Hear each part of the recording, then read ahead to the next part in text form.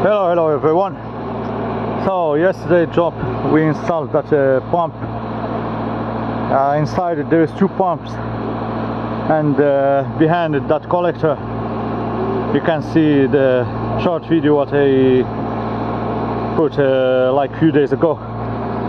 So the sewer pipe is coming to the Prokivo, and from Prokivo straight to the pump. And that pipe there, it's 200, size 200, is developing to the pump and then pumping everything up. And this is how it looks. The 110, it's the exit. It's P pipe, and this is how it's going here.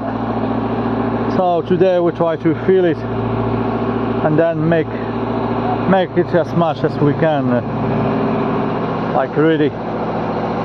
That's it. Take care.